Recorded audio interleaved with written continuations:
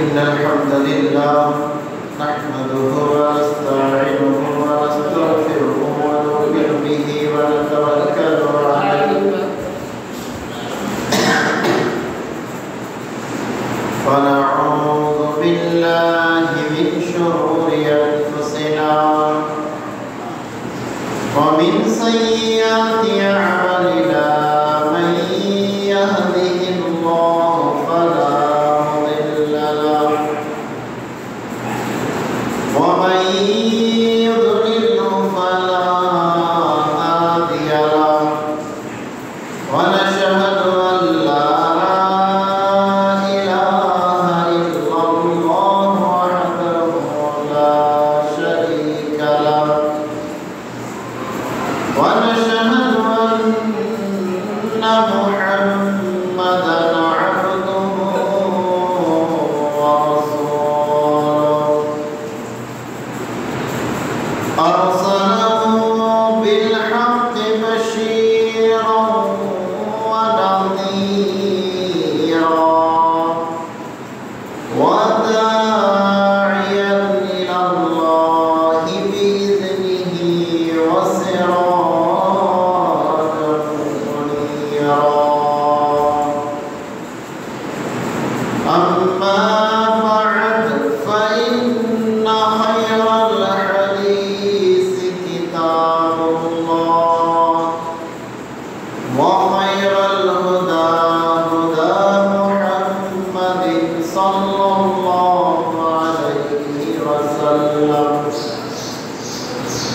وشر الأمور محدثاتها وكل محدثة بدعة وكل بدعة ضلالة وكل ضلالة في النار. أعوذ بالله من الشيطان الرجيم. بسم الله الرحمن الرحيم. قاف والقرآن المجيد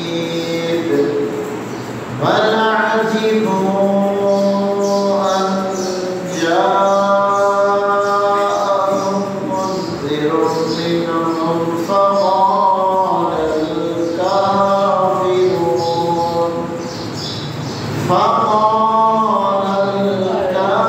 الكافرون هذا شيء عجيب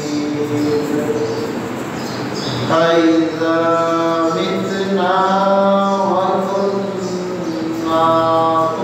ترابا ذلك رجع بعيد.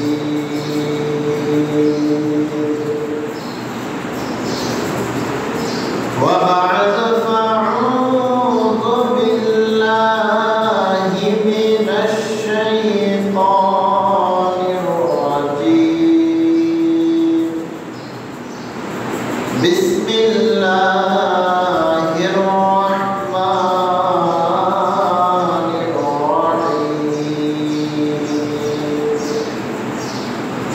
خذ من أموالهم صدقات تطهرهم وتزكيهم بها وصلي عليهم إن صلاتك سكن لهم. عن ابن عباس رضي الله تعالى عنه قال قال رسول الله صلى الله عليه وسلم لمعاذ بن جبل حين يبعثه إلى اليمن قال إنك ستأتي قوم أهل كتاب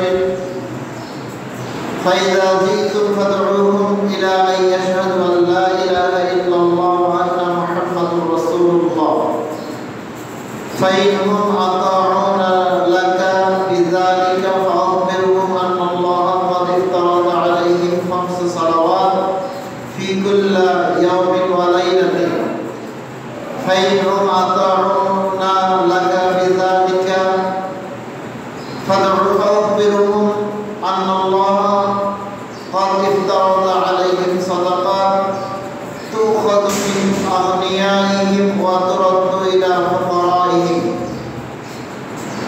فإنهم أطاعون لك بذلك فتؤخذ وإياك الكرائم وإياك دعوة المظلوم فإن ليس بينه وبين الله لا حجاب أو كما قال عليه الصلاة والسلام رواه البخاري ومسلم সম্মানিত উপস্থিতি প্রশংসা আল্লাহর জন্য আলহামদুলিল্লাহ রাব্বিল আলামিন দরুদ এবং সালাম বিশ্বনবী মুহাম্মদুর রাসূলুল্লাহ সাল্লাল্লাহু তাআলা আলাইহি ওয়াসাল্লামের প্রতি মাহে রমজান মাসের আজ দ্বিতীয় জুমআ এই দ্বিতীয় জুমআয় আজকে আমরা আলোচনা করব যাকাত সম্পর্কে যাকাত সম্পর্কিত মাসলা মাসাইল কোরআন এবং হাদিসের আলোকে আলোচনার চেষ্টা করব ইনশাআল্লাহুল আজিজ যাকাত একটি ফরজ ইবাদত ওমর ইবনে খাত্তাব রাদিয়াল্লাহু তাআলা আনহু বলেন রাসূল সাল্লাল্লাহু আলাইহি ওয়াসাল্লাম বলেছেন বুনিয়াল ইসলামু আলা খামসিন ইসলাম 5টি খুঁটির উপরে 5টি স্তম্ভের উপরে দণ্ডায়মান এক শাহাদাতু লা ইলাহা ইল্লাল্লাহ ওয়া আন্না মুহাম্মাদুর রাসূলুল্লাহ মনে প্রাণে সাক্ষ্য দেওয়া মনে প্রাণে মেনে নেওয়া আল্লাহ ছাড়া কোনো ইলাহ নাই আল্লাহ ছাড়া কোনো মাবুদ নাই আল্লাহ ছাড়া কোনো রব নাই এবং মুহাম্মদুর রাসূলুল্লাহ সাল্লাল্লাহু আলাইহি ওয়াসাল্লাম আল্লাহর প্রেরিত নবী এবং রাসূল এই কথাটা মনে প্রাণে মেনে নেওয়ার নামই হচ্ছে ঈমান এবং এটা হচ্ছে ইসলামের 5টি স্তম্ভের প্রথম স্তম্ভ দুই ওয়াতাকিমাস সালাত 5 ওয়াক্ত সালাত আদায় করা এটা হচ্ছে ইসলামের দ্বিতীয় স্তম্ভ তিন ওয়াতুতিয়াজ যাকাত যাকাত প্রদান করা যাকাত প্রদান করা এটা হচ্ছে ইসলামের স্তম্ভগুলোর মধ্যে তৃতীয় স্তম্ভ চার ওয়াতাসুম রমাদান রমাদান মাসের 1 মাস পূর্ণ 1 মাস সিয়াম পালন করা এটা হচ্ছে ইসলামের 5টি স্তম্ভের মধ্যে চতুর্থ স্তম্ভ পাঁচ ওয়াতাহাজ্জুল বাইতি মান ইসতাতা ইলাইহি সাবিলা যার সামর্থ্য আছে সে হজ পালন করবে এটা হচ্ছে ইসলামের 5টি স্তম্ভের 5ম নম্বর স্তম্ভ এই হাদিস থেকে আমরা পাই ইসলামের 5টি স্তম্ভের মধ্যে তৃতীয় নম্বরে অবস্থান করছে যাকাত যাকাত অত্যন্ত গুরুত্বপূর্ণ একটি ইবাদত অত্যন্ত গুরুত্বপূর্ণ একটি ফরজ আপনি যদি নিসাব পরিমাণ সম্পদ হওয়ার পরেও যাকাত আদায় না করেন তাহলে আপনার সমস্ত সম্পদ আপনার জন্য হারাম হয়ে যাবে কথাটা আপনি আবারও শুনেন মনোযোগ সহকারে শুনেন আপনার উপর যাকাত ফরজ হয়েছে আপনি যদি যাকাত প্রদান না করেন তাহলে আপনার যাবতীয় হালাল সম্পদ আপনার জন্য হারাম হয়ে যাবে এটা আপনি সূরা মাআরিজের 25 নম্বর আয়াত খুলে দেখেন আল্লাহ রাব্বুল আলামিন বলছেন এটা হচ্ছে ফকির মিসকিন দরিদ্র বঞ্চিতদের হক। আপনাকে এই হক আদায় করতেই হবে, আপনি এই হক আদায় করতে বাধ্য। সম্মানিত উপস্থিতি, আল্লাহ সুবহানাহু ওয়া তাআলা আমাদের প্রিয় নবী মুহাম্মদুর রাসূলুল্লাহ সাল্লাল্লাহু আলাইহি ওয়াসাল্লামকে বলছেন, খুয মিন আমওয়ালিহিম সাদাকাত। হে নবী মুহাম্মদ সাল্লাল্লাহু আলাইহি ওয়াসাল্লাম, আপনি মানুষের সম্পদ হতে যাকাত আদায় করে নিন, যাকাত গ্রহণ করুন। যাকাত কেন আদায় করবেন? তুতাহহিরুহুম ওয়া তুযাক্কিহিম। আপনি যখন মানুষের সম্পদ হতে যাকাত আদায় করে নেবেন, যাকাত গ্রহণ করবেন, তখন আপনি তাদের সম্পদগুলোকে পবিত্র করে দিচ্ছেন, পরিষ্কার পরিচ্ছন্ন করে দিচ্ছেন। তাহলে এখান থেকে বোঝা যায়, আপনি যদি আপনার সম্পদের যাকাত বের না করেন, আপনার সম্পদ অপবিত্র হয়ে যাবে, আপনার সম্পদ হারাম হয়ে যাবে। আপনার সম্পদকে হালাল করার জন্য, আপনার সম্পদকে পবিত্র করার জন্য আপনাকে যাকাত বের করতে হবে, আপনি যাকাত বের করতে বাধ্য। এরপরে আমাদের নবীকে আল্লাহ শিখিয়ে দিচ্ছেন, ওয়াসাল্লি আলাইহিম। আপনি যখন তাদের কাছ থেকে যাকাত গ্রহণ করবেন, যাকাত বের করে নেবেন, তখন আপনি তাদের জন্য দোয়া করুন। ইন্না সালাতাকা সাকানুল লাহুম। আপনি যদি তাদের জন্য দোয়া করেন, এই দোয়াটা হবে তাদের জন্য সান্ত্বনা। অর্থাৎ কি রকম? আপনি যাকাত দিতে আসলেন, আমি আপনার জন্য দোয়া করলাম, ভাই আপনি যাকাত বের করলেন, আলহামদুলিল্লাহ, আল্লাহ আপনার এই যাকাতটাকে কবুল করুন, আল্লাহ আপনার সম্পদে বরকত দান করুন। এই দোয়াটাই আপনার জন্য একটা সান্ত্বনা হিসেবে কাজ করবে। কেননা যাকাত দেওয়া কিন্তু কঠিন কাজ। আপনি নামাজ পড়ছেন, সালাত আদায় করছেন, আল্লাহর একটা ইবাদত করছেন, এটাতে কিন্তু আপনার এত কষ্ট লাগে না। আপনি সিয়াম পালন করছেন, ফরজ ইবাদত, এই সিয়াম পালন করতেও কিন্তু আপনার খুব একটা কষ্ট মনে হয় না। কিন্তু আপনি যখন যাকাত বের করছেন, যেই টাকা আপনি উপার্জন করেছেন, যেই টাকা আপনি ইনকাম করেছেন, ওই টাকা থেকে যখন শতকরা 2.5% টাকা আপনাকে বের করতে হয়, তখন আপনার কষ্ট লাগবেই, এটাই বাস্তব। তখন আপনার কষ্ট লাগবেই, এটাই বাস্তব। হ্যাঁ, আপনি যখন 1 লক্ষ টাকায় 2,500 টাকা, 1 কোটি টাকায় 2.5 লক্ষ টাকা যখন আপনি বের করছেন, আপনি প্রদান করছেন, তখন আপনার কষ্ট লাগবে, এটাই স্বাভাবিক। আপনি যাকে যাকাত দিচ্ছেন, সে যদি আপনার জন্য দোয়া করে, আল্লাহ আপনার সম্পদে বরকত দান করুক, আল্লাহ আপনার ধন সম্পদ বাড়িয়ে দিক, আল্লাহ আপনার এই যাকাতটা কবুল করুক, তখন আপনার মনে আপনি একটা শান্তি পাবেন, যাক মানুষটা আমার জন্য দোয়া করছে। এই শান্তিটা আপনার মনের মধ্যে কাজ করবে। আল্লাহ রাব্বুল আলামিন এটাই বলেছেন, ইন্না সালাতাকা সাকানুল লাহুম। আপনি যখন তাদের জন্য দোয়া করবেন, তখন এই দোয়াটা তাদের জন্য একটা সান্ত্বনা হিসেবে কাজ করবে, তারা তাদের কষ্টটাকে ভুলে যেতে পারবে। এই আয়াত থেকে আমরা বুঝতে পারি, যাকাত আপনাকে আদায় করতেই হবে, বিকল্প রাস্তা নাই। আপনি যদি যাকাত প্রদান না করেন, আপনি যদি যাকাত বের না করেন, তাহলে আপনার সম্পদ আপনার জন্য হারাম হয়ে যাবে। আপনার সম্পদ আপনার জন্য হারাম হয়ে যাবে। কেননা যাকাত বের না করলে ওই সম্পদটা হারাম। কেননা ওই সম্পদের মধ্যে আপনি গরিব মিসকিন মিসকিনদের, গরিব দুঃখীদের হক মেরে দিয়েছে, যার কারণে এটা হারাম।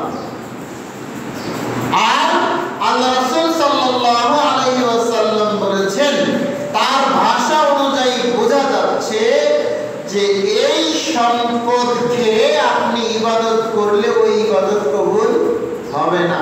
ওই সম্পদ দিয়ে কাপড় কিনে ওই কাপড় পরে নামাজ আদায় করলে, সিয়াম পালন করলে আপনার নামাজ, সিয়াম, কোনো ইবাদত কবুল হবে না।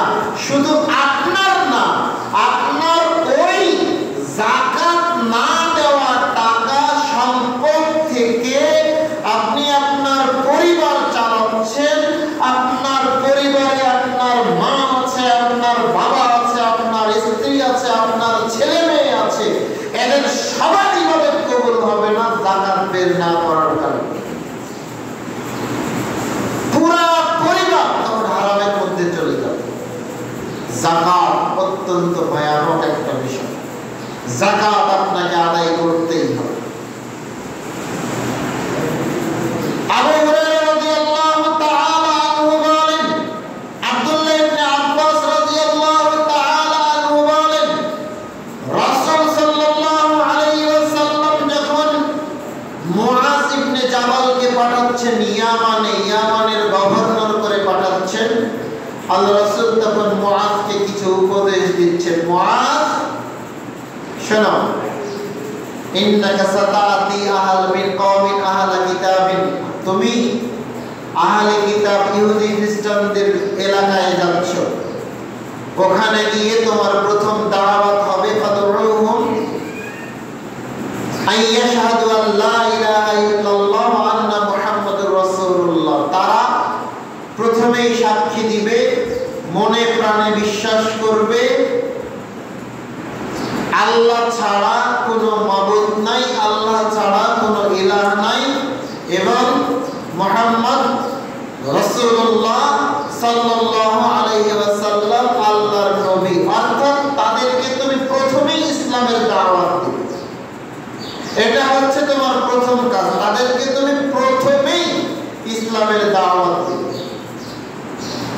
ফাইনহুম আতাউনা লাকা বিযালিকা, যদি তারা তোমার এই কথাটাকে মেনে নেয়, অর্থাৎ তারা যদি ঈমান আনে, তারা যদি ইসলাম গ্রহণ করে, ফাউখবিরহুম আন্নাল্লাহা ক্বাদ ইফতারাযা আলাইহিম খামসু সালাওয়াত ফি কুল্লি ইয়াউমিন ওয়া লাইলাতিন, তাদেরকে তুমি বলবে, তাদেরকে তুমি খবর দিবে, তাদেরকে তুমি সংবাদ দিবে, তারা যেন দিনে রাতে 5 ওয়াক্ত সালাত আদায় করে, কেননা এটা আল্লাহ ফরজ করেছেন।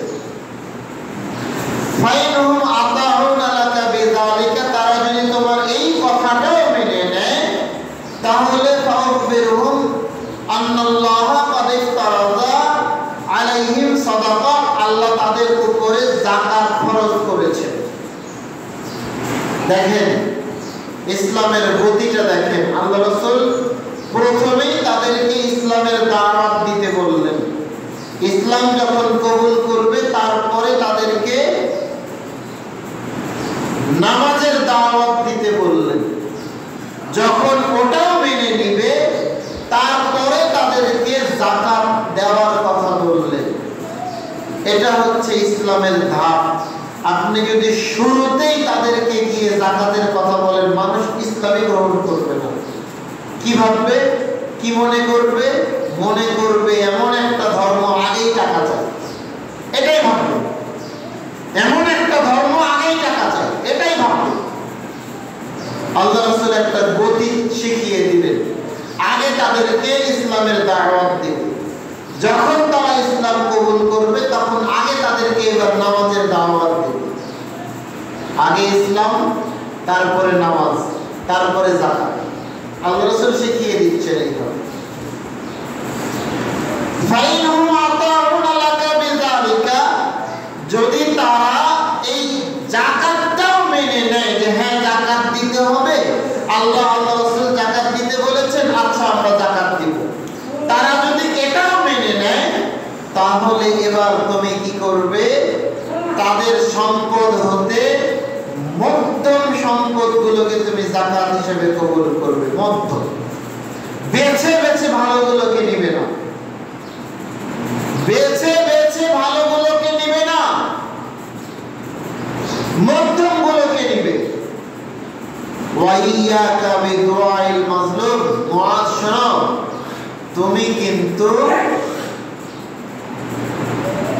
মাজলুম ব্যক্তিদের অভিশাপ থেকে বেঁচে থাকো, মাজলুম ব্যক্তিদের অভিশাপ থেকে তুমি বেঁচে থাকো। মাজলুম ব্যক্তি যদি তোমার উপরে অভিশাপ দেয় তাহলে জেনে রাখো মুআজ, এই অভিশাপ এবং আল্লাহর মাঝখানে কোনো পর্দা নাই।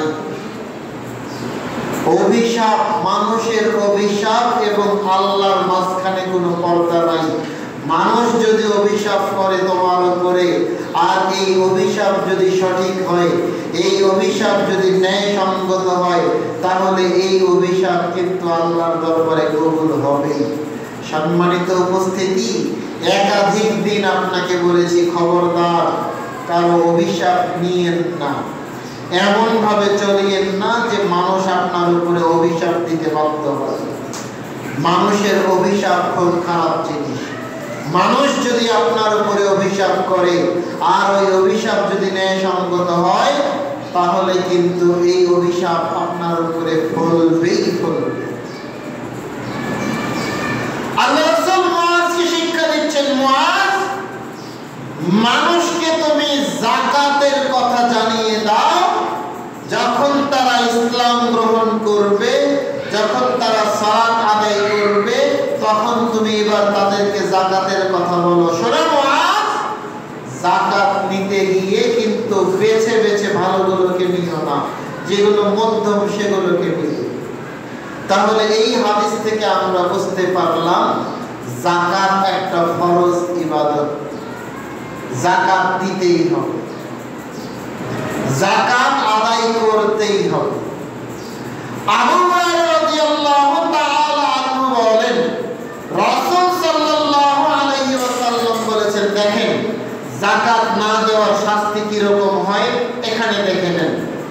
আল্লাহ রাসূল সাল্লাল্লাহু আলাইহি ওয়াসাল্লাম বলেছেন, আল্লাহ যাকে সম্পদ দান করেছেন, সোনা রূপা, এই সমস্ত মণিমুক্তা, এই সমস্ত জিনিস আল্লাহ যাদেরকে দান করেছেন, প্রদান করেছেন, এই ব্যক্তিরা যদি এই সোনা রূপা মণিমুক্তা টাকা পয়সা এগুলোর যদি এরা যাকাত আদায় না করে, যাকাত প্রদান না করে, যাকাত বের না করে, কিয়ামতের মাঠে আল্লাহ এই সোনা রূপা মণিমুক্তা এগুলোকে এক ধরনের পাত তৈরি করবেন, করার পরে ওগুলোকে গরম করে যাকাত আদায় না করা ব্যক্তির উপরে, মালিকের গায়ে ওই গরম পাত দিয়ে আল্লাহ রাব্বুল আলামিন ওই লোকটাকে ছেঁকা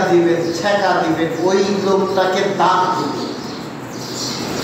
মনে করেন আপনার সোনা রূপা মণি মুক্তা চাবি এগুলোর মনে করেন যাকাত খরচ হয়ে গেছে, আপনি যাকাত বের করলেন না, তাহলে কি হবে? কিয়ামতের মাঠে আল্লাহ এগুলোকে একত্রিত করে গরম করবেন। কি করবেন? গরম করবেন, করার পরে ওগুলো দিয়ে এবার আপনার শরীরে দান দিবেন। কঠিন একটা অবস্থা, কঠিন একটা অবস্থা। আপনি মনে করছেন যে এটা সহ্য করতে পারবেন, জি না, এটা সহ্য করার মতো বিষয় না। এরকম চলতেই থাকবে কতক্ষণ পর্যন্ত? যতক্ষণ না মানুষের হিসাব নিকাশ শেষ হয়। সব মানুষের হিসাব যখন নেওয়া হবে, তারপরে এই যাকাত যারা আদায় করে না তাদের হিসাব নেওয়া হবে। একদিন সমান 50,000 বছর। কয়দিন কিয়ামত চলবে আল্লাহ ভালো জানেন। যদি মনে করেন 3 দিন চলে, তাহলে 3 50 1.5 লক্ষ বছর। 1.5 লক্ষ বছর আপনার শরীরে ওই রকম ভাবে ওই গরম পাত দিয়ে আপনার শরীরে ছেঁকা দেওয়া হবে, আপনার শরীরে দাগ দেওয়া হবে। মনে রাখবেন আপনার হিসাব হবে সবার শেষে। এরপরে আল্লাহ রাসূলকে প্রশ্ন করা হলো, আল্লাহ রাসূল, যাদের উট রয়েছে, যারা উটে উটের যাকাত বের করলো না, উটের যাকাত দিল না, তাদের শাস্তি কিরকম? আল্লাহ রাসূল বলছেন, যাদের উট রয়েছে, উটের যারা যাকাত বের করলো না, আল্লাহ রাব্বুল আলামিন কিয়ামতের মাঠে এই যাকাত আদায় না করা ব্যক্তিকে, এই উটের মালিককে একটা ধুধু মরুভূমির মধ্যে উপর করে ফেলে দেবে। দেওয়ার পরে এবার আল্লাহ রাব্বুল আলামিন এই দুনিয়ায় এসে যতগুলো উটের মালিক ছিল, এই সবগুলো উটকে মোটা তাজা করে দেবেন। দেওয়ার পরে এদের খুরগুলোকে, খুর চিনেন না, খুরগুলোকে ধারালো করে দিবেন। আর এই উটগুলো এবার ওই মালিকের শরীরের উপরে মারাতে থাকবে, মানুষের শরীরটাকে খেঁচতে থাকবে। এই খুরের আঘাতে তার শরীরটা একদম মনে করেন কেটে ছিন্ন বিচ্ছিন্ন হয়ে যাবে, এবং এই উটগুলো ওই লোকটাকে কামড়াতেও থাকবে। এইভাবে চলতে থাকবে কতক্ষণ পর্যন্ত? যতক্ষণ না সবার হিসাব শেষ হবে, এতক্ষণ পর্যন্ত এরকম চলতে থাকবে। উটের একটা দল খেচে চলে গেল, আরেকটা দল চলে আসবে, আরেকটা দল খেচে কামড়ে চলে যাবে। এইভাবে চলতেই থাকবে, চলতেই থাকবে। কয়দিন চলবে আল্লাহ ভালো জানেন। তবে রাসূল সাল্লাল্লাহু আলাইহি ওয়াসাল্লাম বলেছেন, যতক্ষণ পর্যন্ত মানুষের হিসাব শেষ না হবে। এবার আল্লাহ রাসূলকে প্রশ্ন করা হলো, আল্লাহ রাসূল, যার গরু ছাগল রয়েছে তারা যদি যাকাত না দেয় তাদের কি হবে?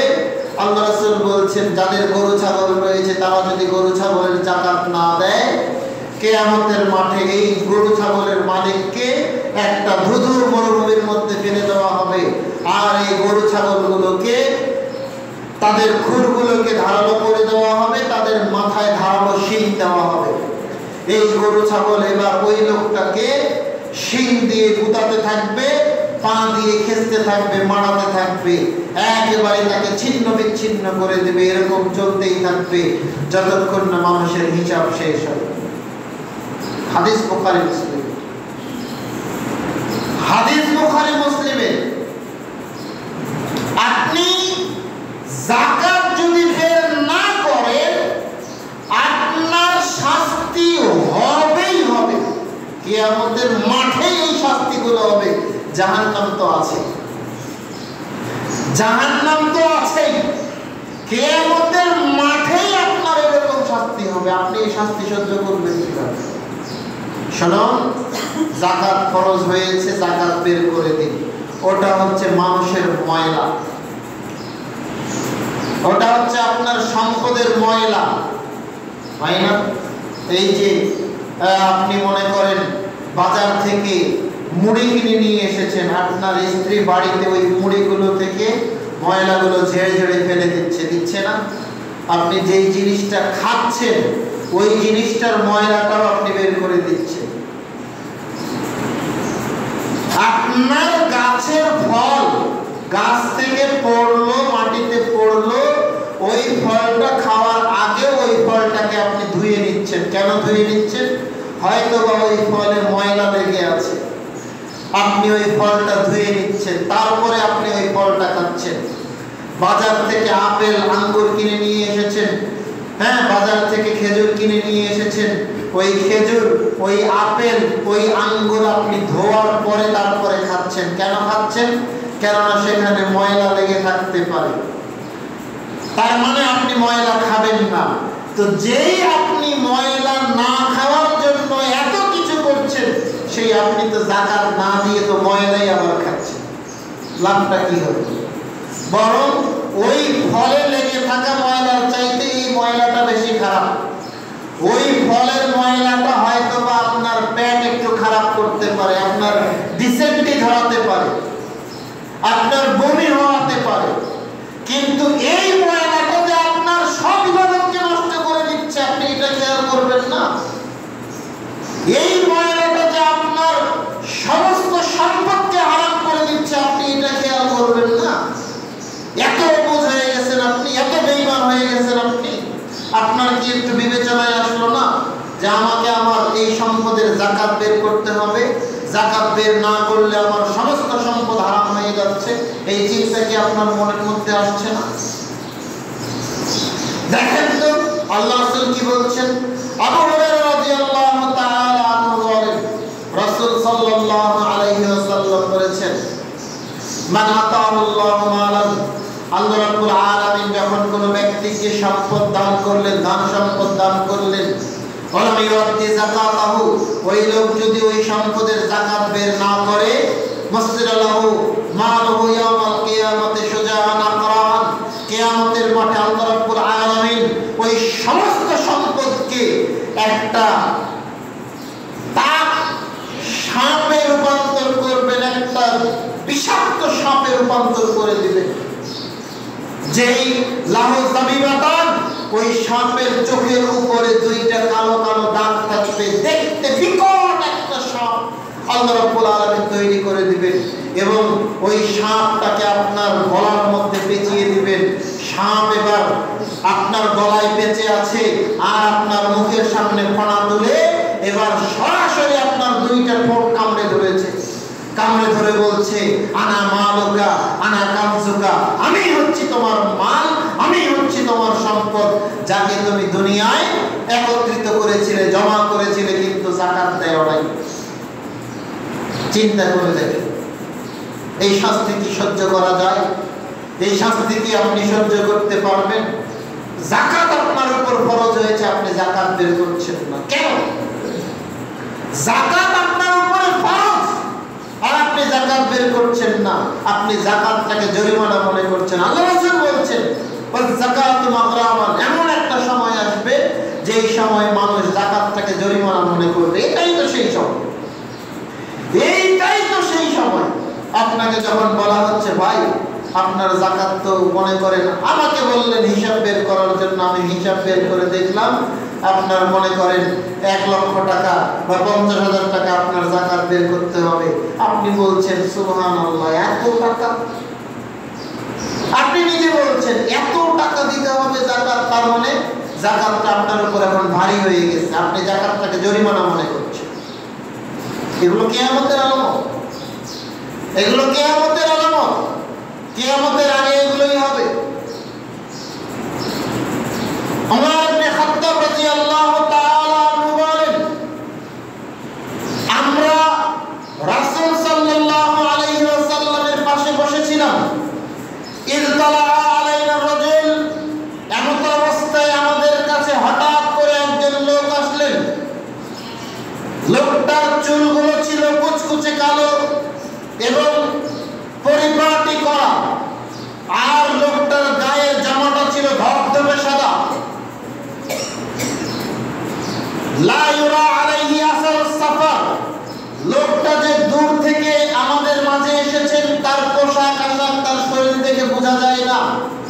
কেননা যদি ওই লোকটা দূর থেকে আমাদের মাঝে আসতো, তার গায়ে নোংরা ময়লা লেগে থাকতো, তার চুলগুলো উস্কো খুস্কো হয়ে যেত মরুভূমির বাতাসে, মরুভূমির আবহাওয়ার কারণে।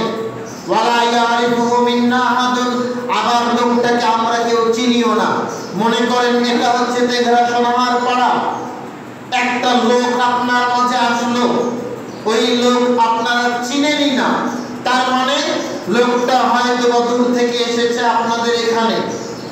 তো দূর থেকে একটা লোক যদি আপনাদের এখানে আসে, তার পোশাক দেখেই বোঝা যাবে, কারণ দেখবেন যে তার পোশাক কুচকে গেছে, পোশাক কুচকে গেছে, ইস্তারি করা নাই। আবার দেখবেন চুলগুলো উস্কো খুস্কো হয়ে গেছে বাতাসের কারণে, চোখ মুখ দেখেই বোঝা যাবে লোকটা সফর করে এসেছে।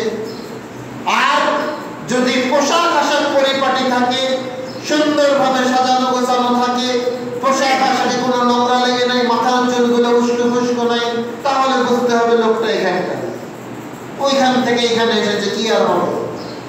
তো হযরত ওমর বলছেন, যে লোকটা আমাদের মাঝে আসলো, আমরা তাকে কেউ চিনিও না, তার মানে সে আমাদের এলাকার না।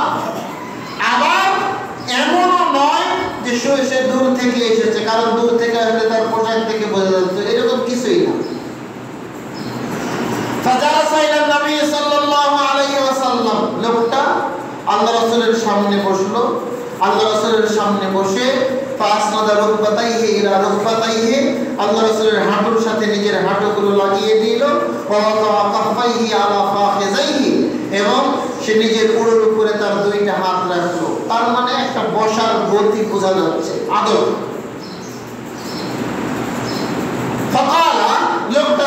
ইয়া মুহাম্মদ আখবিরনি আনিল ইসলাম, আমাকে ইসলাম সম্পর্কে বলুন, ইসলাম কি জিনিস? আল্লাহ রাসূল বলছেন, আল ইসলাম আন তাশহাদু আল্লাল্লাহ আন তাশহাদু আল্লা ইলাহা ইল্লাল্লাহ ওয়া আন্না মুহাম্মাদুর রাসূলুল্লাহ ওয়া তুকিমাস সালাহ ওয়া তুতিয়াজ যাকাত। ইসলাম হচ্ছে তুমি মনে প্রাণে সাক্ষ্য দিবে আল্লাহ এক, আল্লাহ অদ্বিতীয়, মুহাম্মদ আল্লাহর রাসূল, পাঁচ ওয়াক্ত সালাত আদায় করবে, যাকাত প্রদান করবে, রমজান মাসে রোজা রাখবে, সামর্থ্য থাকলে হজ করবে, এটাই হচ্ছে ইসলাম। ওই লোকটা এবার বলছে সাদাক্তা, হ্যাঁ আপনি সত্য কথা বলেছেন। ফাজিবনা লাহু, হযরত ওমর বলছেন আমরা অবাক হয়ে গেলাম। সে নিজেই প্রশ্ন করছে আবার নিজেই বলছে হ্যাঁ আপনি সত্য বলেছেন।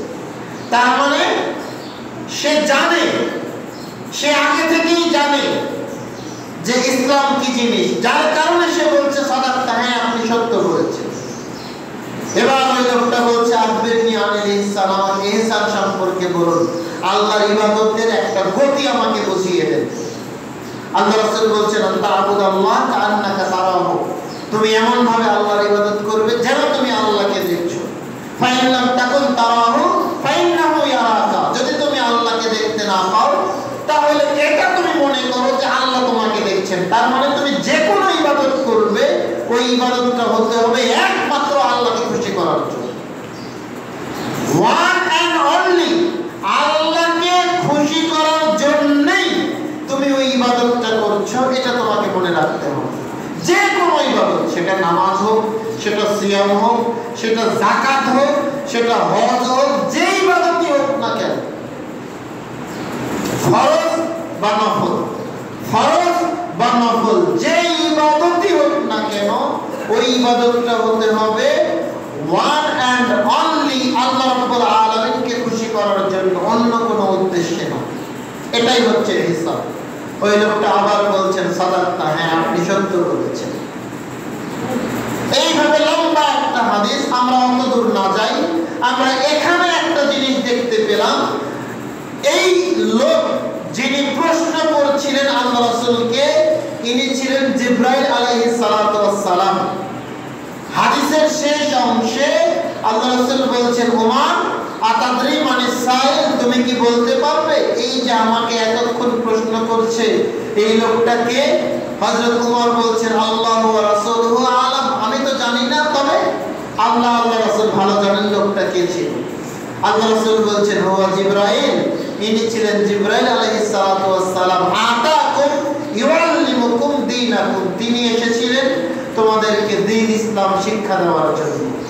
তাহলে এই হাদিস থেকেও আমরা বুঝতে পারি যে ইসলামের যাকাত অত্যন্ত গুরুত্বপূর্ণ একটা ইবাদত, যেটা আপনাকে আদায় করতেই হবে। আপনি যাকাত আদায় করতে বাধ্য। সম্মানিত উপস্থিতি, আপনার সম্পদের যদি যাকাত নিসাব পরিমাণ হয় আর ওই নিসাবের যদি 1 বছর অতিক্রম করে তাহলে আপনাকে যাকাত প্রদান করতেই হবে। আল্লাহ রাব্বুল আলামিন আপনাকে, আমাকে, আমাদের সকলকে এই বিষয়ে বুঝে সেই অনুযায়ী আমল করার তৌফিক দান করুন। আল্লাহুম্মা আমিন।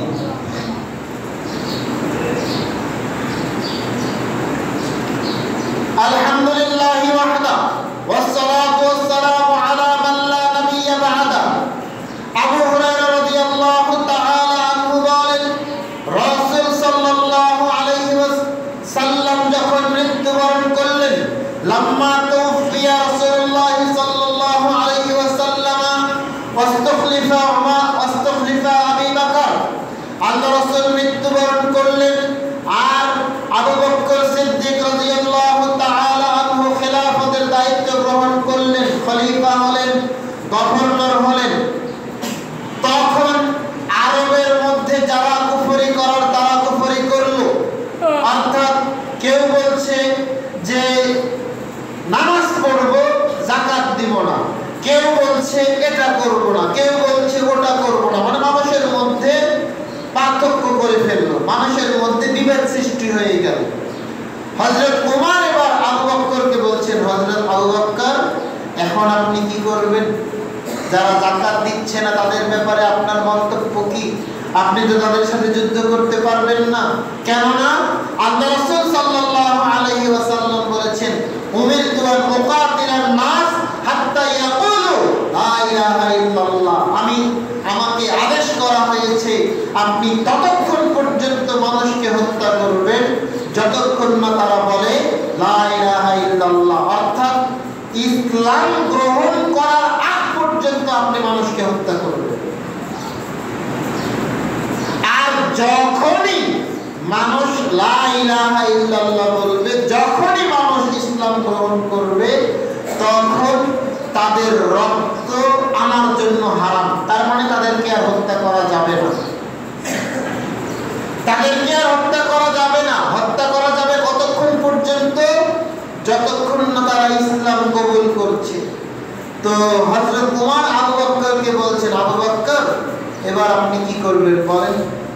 যারা বলছে আমরা নামাজ পড়ব কিন্তু যাকাত দিব না, এরা তো সবাই মুসলমান, তো এদের সাথে তো আপনি যুদ্ধ করতে পারবেন না, কারণ এরা তো সবাই মুসলমান। আর আল্লাহ রাসূল তো বলেই গেছেন যে মুসলমান না হওয়া পর্যন্ত যুদ্ধ করা যাবে।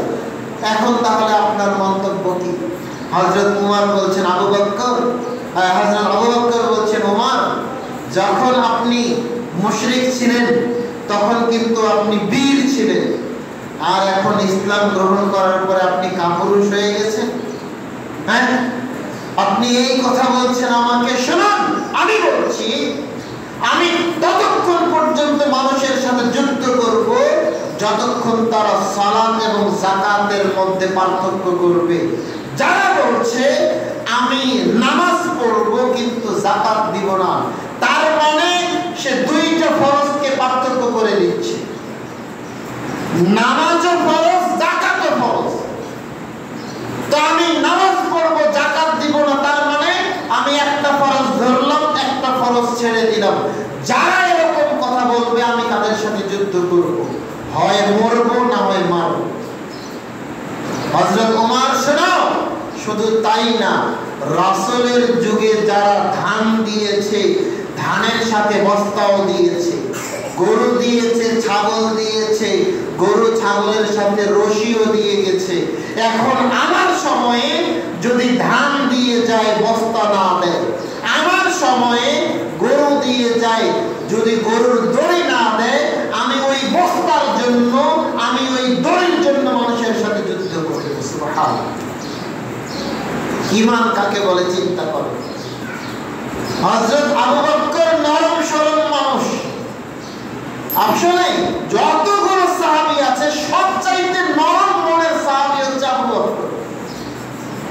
এরকম একজন সাহাবী সরাসরি মুসলমানদের বিরুদ্ধে যুদ্ধ ঘোষণা করে দিচ্ছে যে যারা যাকাত এবং নামাজের মধ্যে পার্থক্য করবে আমি তাদের সাথে যুদ্ধ করব। শুধু তাদের সাথে না, যারা রাসূলের সময় ধান দিয়েছে, ধানের সাথে বস্তাও দিয়ে গেছে, গরু দিয়েছে, গরুর সাথে গরুর রশিও দিয়ে গেছে, আমার সময়ে যদি বস্তা আর রশি না দেয়, আমি ওই বস্তার জন্য, আমি ওই রশির জন্য যুদ্ধ করব মানুষের সাথে। আল্লাহু আকবার। এমন ছিলেন তাদের ঈমানের গতি। তো এখান থেকে একটা জিনিস বোঝা যায় যে যাকাত এটা হচ্ছে যদি গভর্নরের পক্ষ থেকে রাষ্ট্রীয়ভাবে যদি এটা আদায় করে নেওয়া হয় তাহলে নিতে পারবেন, বরং এটাই উচিত। সরকারের পক্ষ থেকে লোক জনবল নিয়োগ দিয়ে এলাকা ভিত্তিক যাকাত কালেকশন করে নেওয়া উচিত। এই হাদিস থেকে বোঝা যাচ্ছে সরকার চাইলে এটা করতে পারে। এখন সরকার আপনার কাছে যাকাত নিতে আসলো, আপনি যাকাত দিতে যদি অস্বীকার করেন তাহলে হযরত আবু বকরের এই কথা থেকে বোঝা যাচ্ছে সরকার আপনাকে পিটিয়ে যাকাত আদায় করে নিতে পারবে। আবু বকরের এই কথা থেকে বোঝা যাচ্ছে যে আপনার কাছে সরকারিভাবে যাকাত চাওয়া হলো আর আপনি বলছেন আমি যাকাত দিব না, তাহলে সরকার চাইলে আপনাকে পিটিয়ে, আপনাকে জেলখানায় পাঠিয়ে হোক আর যে কোনো উপায়ে আপনার যাকাত আদায় করে নিতে পারে। এবার আসেন, সরকারও আপনার কাছে যাকাত চাইলো না আর আপনিও নিজে থেকে যাকাত দিলেন না, যাকাত আপনি আদায় করলেন না, কি হবে? কি হবে? আয়েশা রাদিয়াল্লাহু তাআলা আনহা বলেন, রাসূল সাল্লাল্লাহু আলাইহি ওয়াসাল্লাম বলেছেন, আল্লাহ রাব্বুল আলামিন যাকে ধন সম্পদ দিয়েছেন ওই ব্যক্তি যদি যাকাত আদায় না করে তাহলে কিয়ামতের মাঠে আল্লাহ রাব্বুল আলামিন, আমরা বিভিন্ন হাদিস থেকে বিভিন্ন বর্ণনা পাই, তবে আল্লাহ রাসূল সাল্লাল্লাহু আলাইহি ওয়াসাল্লাম সর্বাধিকভাবে যেই কথাটা বলেছেন, এই সম্পদগুলোকে আপনি আপনার যেই সম্পদগুলোর যাকাত দিলেন না, এই সম্পদগুলোকে আল্লাহ রাব্বুল আলামিন একটা সাপের আকৃতি দিয়ে ওই সাপ দ্বারা আপনার ঠোঁটে আপনার মুখে দংশন করাবে।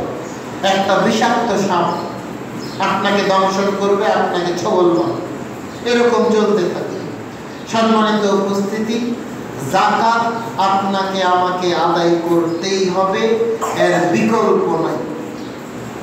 যাকাতের পরিমাণ, যাকাতের হিসাব নিয়ে আমরা এবার সংক্ষিপ্তভাবে কিছু আলোচনা করি। 5টা উটে একটা ছাগল যাকাত দিতে হবে। 5টা উট যখন হবে তখন 5টা উটের বিনিময়ে একটা ছাগল যাকাত দিতে হবে। উট যখন হবে 25টা তখন এই 25টা উটের বিনিময়ে একটা 2 বছরের উটের বাচ্চা যাকাত প্রদান করতে হবে। গরু যখন হবে 30টা গরুর বিনিময়ে একটা গরু যাকাত দিতে হবে। ছাগল যখন হবে 40টা ছাগলের বিনিময়ে একটা ছাগল যাকাত দিতে হবে। সোনার পরিমাণ যদি হয় 7.5 ভরি, 7.5 ভরি স্বর্ণের বর্তমান বাজার মূল্য হিসাব করে যা হয় এই টাকা থেকে শতকরা 2.5% টাকা যাকাত প্রদান করতে হবে। রূপার পরিমাণ যদি হয় 52.5 ভরি, 52.5 তলা, তাহলে এই পরিমাণ, এই 52.5 ভরি রূপার বর্তমান বাজার মূল্য যাচাই বাছাই করে শতকরা 2.5% টাকা আপনাকে যাকাত দিতে হবে। আপনার টাকা আছে, আপনার সোনাও নাই, আপনার রূপাও নাই, কিন্তু আপনার টাকা আছে, গরু ছাগল কিছুই নেই, কিন্তু আপনার টাকা আছে, তাহলে এই 52.5 ভরি রূপার দাম যত হবে বর্তমান বাজার মূল্য হিসাবে, তাহলে ওই বর্তমান বাজার মূল্য অনুযায়ী আপনাকে এই পরিমাণ টাকা যদি আপনার থাকে তাহলে আপনাকে যাকাত প্রদান করতে হবে। আমরা চাইলে এখনই এই হিসাবটা বের করে নিতে পারি। আপনারা এখানে যারা আছেন অধিকাংশ মানুষই আপনারা স্বর্ণ এবং রূপার ব্যবসার সাথে জড়িত আছেন। এখন বর্তমানে আজকের এই রূপার বাজার দর কত কারো জানা আছে? রূপার বাজার দর কত? 2400, 22 ক্যারেট কত? 2400। তাহলে 2400কে আপনি এবার 52.5 দিয়ে গুণ করে দেখেন তো কত হচ্ছে। 2400কে আপনি 52.5 দিয়ে গুণ করে দেখেন, তাহলে আমরা এখানে হিসাবটা বের করে নিতে পারি। ওগুলা আসতেছে আগে এটা শেষ করি। 52.5 দিয়ে 24কে গুণ করে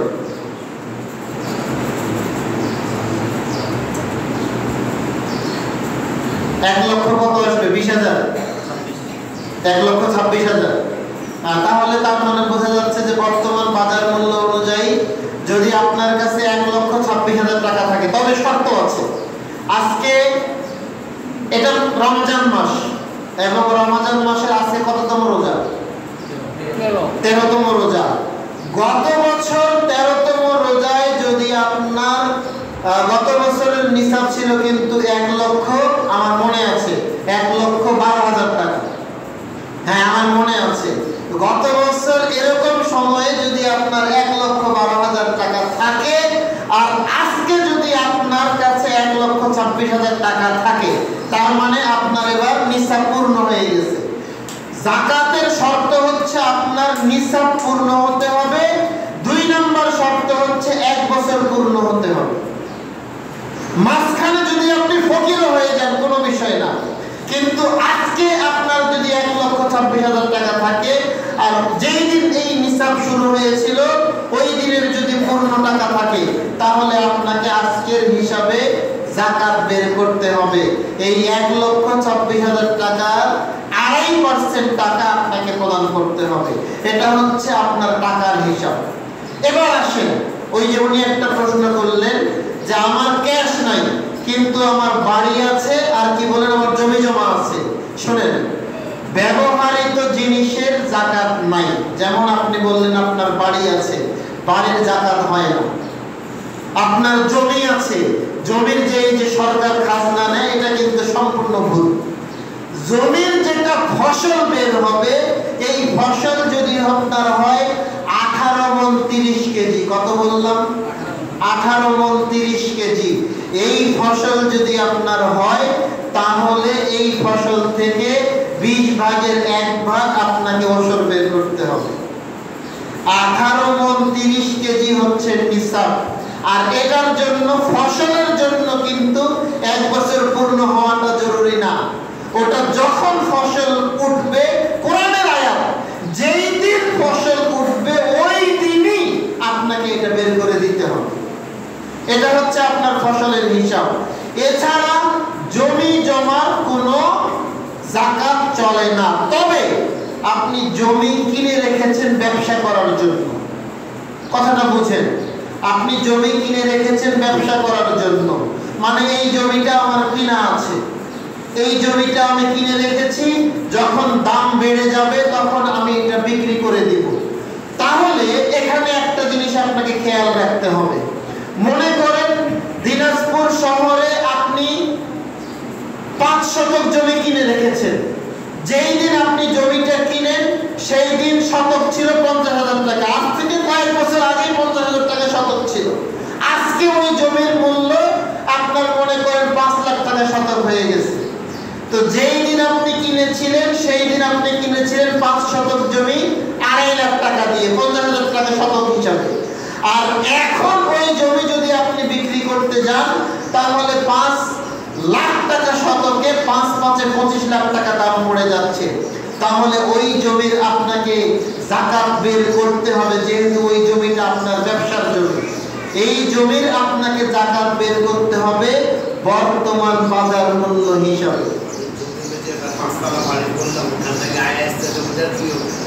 আপনার প্রশ্ন হচ্ছে যে আমি জমি বিক্রি করে বাড়ি তৈরি করলাম, ওই বাড়ির আমার এবার ভাড়া পাচ্ছি আমি, তো ভাড়ার টাকা যদি আপনার নিসাব পরিমাণ হয় তাহলে তো যাকাত এমনিতেই বের হয়ে যাচ্ছে, ঠিক আছে না?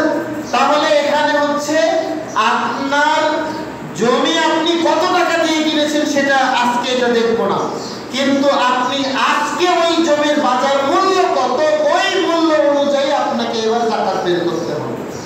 এবার আসেন, যে সমস্ত ভাইয়েরা ব্যবসার সাথে জড়িত আছেন, আপনাদের এই ব্যবসার যাকাত বের করবেন কিভাবে? আপনি আপনার দোকানের মধ্যে ঢুকবেন, আপনি আপনার প্রতিষ্ঠানের মধ্যে ঢুকবেন। ঢোকার পরে যতগুলো কাঁচামাল আছে, কাঁচামাল বলতে কি বোঝাচ্ছে আপনি বুঝতে পেরেছেন। যেমন আপনার যদি একটা মুদির দোকান হয়, যারা মুদির দোকান করেন, আপনার যদি একটা মুদির দোকান হয়, আপনি আপনার দোকানে ঢুকলেই দেখবেন আপনার ওই মুদির দোকানে যতগুলো কাঁচামাল আছে, অর্থাৎ যেগুলো আপনি বেচা বিক্রি করছেন, এগুলো হচ্ছে আপনার কাঁচামাল। এই কাঁচামালগুলো আপনি এবার আনুমানিক একটা দাম ধরে নেবেন যে আমার আনুমানিক দাম হবে এত টাকা। ওই টাকা থেকে আপনি এবার 2.5% টাকা যাকাত প্রদান করবেন। আপনারা যারা স্বর্ণের ব্যবসা করছেন, আলহামদুলিল্লাহ সোনাহার পাড়ার অনেক মানুষ স্বর্ণের ব্যবসার সাথে জড়িত। আপনি আপনার দোকানে ঢুকবেন, যতগুলো স্বর্ণ আছে আপনার দোকানের কাঁচামালটাই হচ্ছে স্বর্ণ। যতগুলো স্বর্ণ এবং রূপা আছে এগুলোর একটা আনুমানিক দাম আপনি হিসাব করে নেবেন। আপনি যদি পারেন একদম সবগুলো অ্যাকুরেট ওজন করে হিসাব করতে, আপনি করেন, ভালো হবে। আর যদি মনে করেন যে না এটা অনেকগুলো, এটা এতগুলো হিসাব করা খুব ভেজালের ব্যাপার, আপনি আনুমানিক একটা দাম ধরে ওই টাকা থেকে আপনি এবার বর্তমান বাজার মূল্য অনুযায়ী আনুমানিক দাম ধরে শতকরা 2.5% টাকা আপনি যাকাত প্রদান করবেন। এভাবে যে যেই ব্যবসার সাথে জড়িত আছে সে সেই ব্যবসার কাঁচামালগুলো করে আপনারা যাকাত বের করবেন। এবার মনে করেন আপনার দোকানে কিছু জিনিস আছে যেগুলো আপনার ব্যবহারের, যেমন আপনার দোকানটাই হচ্ছে ব্যবহারের, আপনার দোকানটা যেখানেই থাকুক না কেন এটা হচ্ছে আপনার ব্যবহারের, এই দোকানের উপরে আপনার কোনো যাকাত আসবে না। একই রকম ভাবে আপনি ব্যবহার করার জন্য একটা বাড়ি তৈরি করেছেন আপনার নিজের ব্যবহারের জন্য, এই বাড়ির কোনো যাকাত নাই। আপনার একটা দুইটা তিনটা মোটরসাইকেল আছে যেগুলো আপনি ব্যবহার করার জন্য কিনেছেন, এগুলোর যাকাত নাই। তবে আপনার স্ত্রী, আপনার মেয়ে, আপনার বাড়ির মহিলারা যেই স্বর্ণ অলংকারগুলো ব্যবহার করছে, এই স্বর্ণ অলংকারগুলো যদি নিসাব পরিমাণ হয় অর্থাৎ 7.5 ভরি হয়, তাহলে এই ব্যবহৃত জিনিসের উপরে আপনাকে যাকাত বের করতে হবে। এই ব্যবহৃত জিনিসের উপরে আপনাকে যাকাত বের করতে হবে। সম্মানিত উপস্থিতি, সর্বশেষ মাসআলা হিসেবে জানিয়ে যাচ্ছি, মনোযোগ সহকারে শুনবেন। আপনার যদি একটা জিনিসের উপরে যাকাত ফরজ হয়, মনে করেন আপনার গরু 30টা গরু হয়নি, গরুর যাকাত কখন ফরজ? 30টা গরু হওয়ার পরে যাকাত ফরজ, তাই না?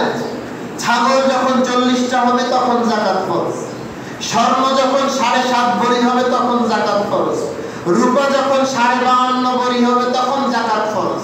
তো দেখা যাচ্ছে আপনার সোনাও 7.5 ভরি হয় নাই, রূপাও 52.5 ভরি হয় নাই, গরুও 30টা হয় নাই, ছাগলও আপনার 40টা হয় নাই, তবে আপনার টাকা হয়ে গেছে 1,26,000-এর বেশি। তার মানে আপনার এখন যাকাত ফরজ।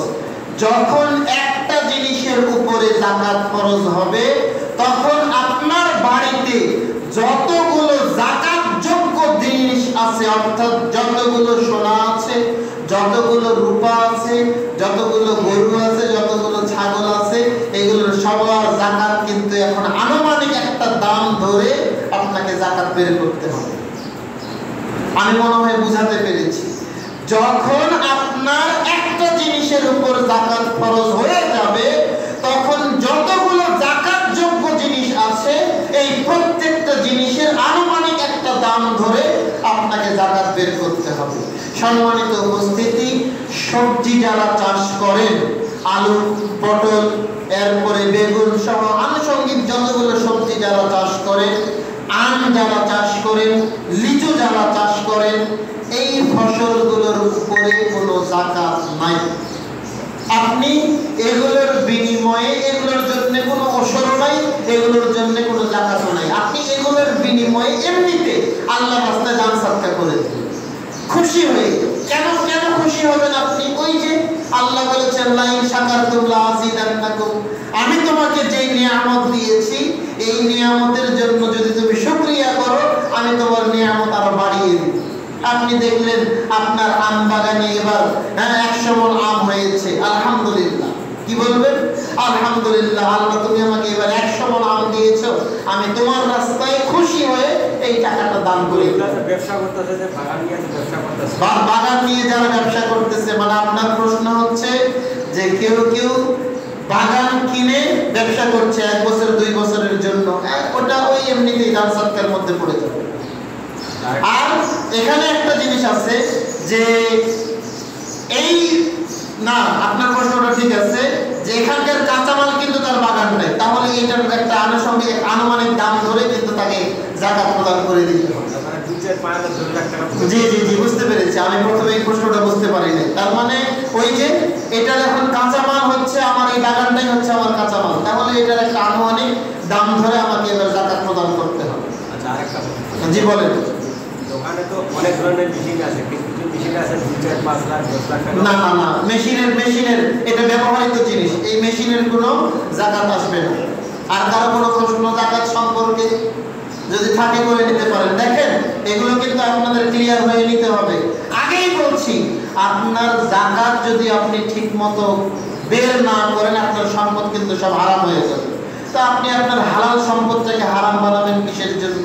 আর এখানে আল্লাহ রাসূলের একটা কথা আপনি মনে রাখবেন, যারা বছরের পর বছর ব্যাংকে টাকা জমা রেখে দিয়েছেন, আল্লাহ রাসূল বলেছেন তোমরা টাকাকে এইভাবে এমন ভাবে ফেলে রেখিও না যে যাকাত ওটাকে খেয়ে শেষ করে দেয়। আপনি বুঝলেন না বিষয়টা। মনে করেন আপনি ব্যাংকে 2 লাখ টাকা জমা রেখেছেন, ফিক্সড ডিপোজিট করে রেখেছেন, প্রতি বছর ওই 2 লাখ টাকা থেকে মনে করেন 2,500 টাকা করে কাটতে আছে, এইভাবে হতে হতে আপনার টাকা এমনিতেই কমতে আছে। আল্লাহ রাসূল এই জন্য এইভাবে টাকাকে ফেলে রাখতে নিষেধ করেছেন। আপনি ওটাকে ব্যবসায়িক কাজে ব্যবহার করুন, ওটা বাড়তে থাকবে, যাকাত ওটা বাড়তি টাকা থেকে যাকাত প্রদান হয়ে যাবে ইনশাআল্লাহ। সম্মানিত উপস্থিতি, বলছিলাম যাকাত অত্যন্ত গুরুত্বপূর্ণ একটা ইবাদত। যাকাত আপনাকে পুঙ্খানুপুঙ্খরূপে আদায় করতেই হবে। রাসূল সাল্লাল্লাহু আলাইহি ওয়াসাল্লাম বলেছেন যখন মানুষ ঠিকভাবে যাকাত আদায় করবে না তখন আল্লাহ রাব্বুল আলামিন আকাশ থেকে বৃষ্টি দেওয়া বন্ধ করে দেবেন। বুঝতে পারেন নাই? এই যে আমরা বিভিন্ন সময় কিছুদিন পরে দেখবেন এই যে ফসল লাগিয়েছেন না, মানুষ বৃষ্টির জন্য হাহাকার করবে, বিভিন্ন জায়গায় মানুষ বৃষ্টি চাওয়ার জন্য ইস্তিসকার সালাত আদায় করবে, বিভিন্ন জায়গায় মানুষ বৃষ্টির জন্য কান্নাকাটি করবে। এগুলো হয় কিসের জন্য? কারণ মানুষ ঠিক মতো যাকাত আদায় করে না। মানুষ যাকাতকে মনে করে জরিমানা, এই জরিমানা মনে করে মানুষ ঠিক মতো যাকাত আদায় করে না, যার কারণে আল্লাহ রাব্বুল আলামিন আকাশ থেকে বৃষ্টি দেওয়া বন্ধ করে দেন। আমরা চাই না এরকম একটা সমাজ, আমরা চাই না এরকম একটা দেশ। আমরা চাই আমাদের যখন যেটা প্রয়োজন, আমাদের বৃষ্টি প্রয়োজন, আল্লাহ বৃষ্টি দান করো, আল্লাহুম্মা আসকিনা, আল্লাহ সাথে সাথে বৃষ্টি প্রদান করে দিন। তার জন্য কি করতে হবে? আপনাকে আমাকে সঠিকভাবে যাকাতের হিসাব বের করে যাকাত প্রদান করতে হবে। আল্লাহ রাব্বুল আলামিন আমাদের সবাইকে যাকাত আদায় করার তৌফিক দান করুন, আল্লাহুম্মা আমিন। সম্মানিত উপস্থিতি, বক্তব্যের শেষে আপনাকে জরুরিভাবে একটা কথা বলে যাই, সেটা হচ্ছে আপনারা দেখবেন বিভিন্ন দোকানে লেখা থাকে এখানে যাকাতের কাপড় বিক্রি করা হয়। অনেক দোকানে লেখা থাকে এখানে যাকাতের কাপড় বিক্রি করা হয়। তার মানে তারা বোঝাতে চাচ্ছে যাকাতের কাপড় হতে হয় নিম্নমানের। আপনি এইভাবে কাপড় কিনে যাকাত দিতে পারবেন না। যাকাত আপনাকে টাকা দিয়ে দিতে হবে। ওই টাকা দিয়ে আপনি ফুটানি করতে পারবেন না, ওটা আপনার টাকাই না। ওটা আছে আপনার পকেটে কিন্তু আপনার ওটা টাকা না, ওটা হচ্ছে গরিব মানুষের টাকা। আপনি বলছেন তুই আমার বাড়িতে আসিস যাকাতের টাকা নিয়ে যাস, এই কথা আপনি বলতে পারবেন না। নামাজ আপনার জন্য ফরজ।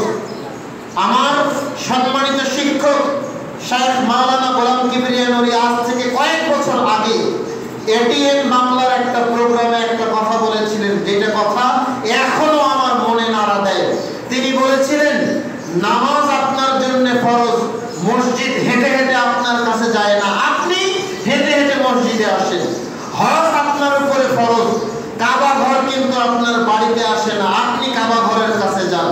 ঠিক একই রকম ভাবে যাকাত আপনার উপরে ফরজ। গরিব মানুষ আপনার বাড়িতে আসবে কেন? আপনি গরিব মানুষের বাড়িতে যাবেন যাকাত দেওয়ার জন্য। গরিব মানুষকে আপনি আপনার বাড়িতে আসতে বলবেন কেন? আপনি নিজে গিয়ে তাকে যাকাতের টাকা দিয়ে আসবেন, যে ভাই এটা আপনাকে দিলাম। আপনি দেওয়ার সময় বলবেন না দিলে যাকাতের টাকা, ওই কথা আপনি বলবেনই না। আপনি বলবেন যে এই টাকাটা তোমাকে দিলাম, এটা রাখো, তুমি খরচ করি। খবরদার, আমরা প্রতি বছর দেখি যে বিভিন্ন জায়গায় যাকাতের কাপড় নিতে গিয়ে, যাকাতের টাকা নিতে গিয়ে পদতলিত হয়ে মানুষ মারা যাচ্ছে। বিভিন্ন জায়গায় দেখা যায়। এগুলো হচ্ছে সম্পূর্ণ ভুল চিন্তা ভাবনা। আপনাকে আমাকে গরিব মানুষের বাড়িতে বাড়িতে গিয়ে যাকাত দিয়ে আসতে হবে, এইটাই ইসলামের আদেশ। আল্লাহ রাব্বুল আলামিন আপনাকে আমাকে এগুলো বুঝে আমল করার তৌফিক দান করুন, আল্লাহুম্মা আমিন। সুবহানাকা আল্লাহুম্মা ওয়া বিহামদিকা আশহাদু আল্লা ইলাহা ইল্লা আনতা আস্তাগফিরুকা ওয়া